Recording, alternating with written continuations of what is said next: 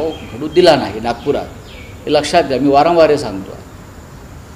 नाही, पण राऊतसाहेब तुम्हाला असं वाटत नाही का की काल राहुल गांधी किंवा इंडिया आघाडीला संधी होती, त्यांच्याकडे असलेले पुरावे निवडणूक आयोगाला सादर करण्याबाबत? कारण निवडणूक आयोगानं 30 जणांच्या शिष्टमंडळाला परवानगी दिली होती, पण इंडिया आघाडी शक्ती प्रदर्शनावर. राहुल गांधींकडे असलेले पुरावे हे निवडणूक आयोगाच्या वेबसाईटवरच आहेत, लक्षात घ्या.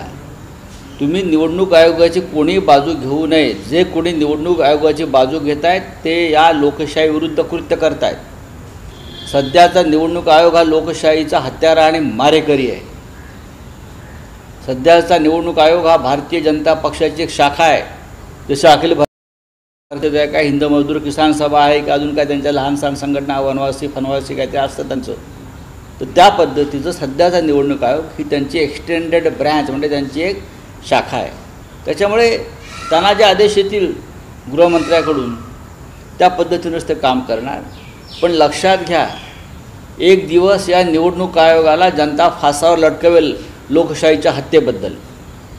राऊतसाहेब, आंदोलन तर झालं, आता पुढे काय? हे आंदोलन वाढत राहील. जयप्रकाश नारायण यांनी ज्या प्रकारचं आंदोलन देशाच्या दुसऱ्या स्वातंत्र्यासाठी वगैरे केलं होतं त्या काळात म्हणतात, तर अशा प्रकारचं हे आंदोलन JP आंदोलनापेक्षाही प्रखर आंदोलन होईल. 300 खासदार उतरले का?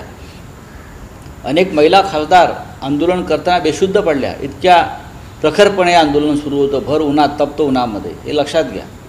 राऊतसाहेब, महाराष्ट्रातल्या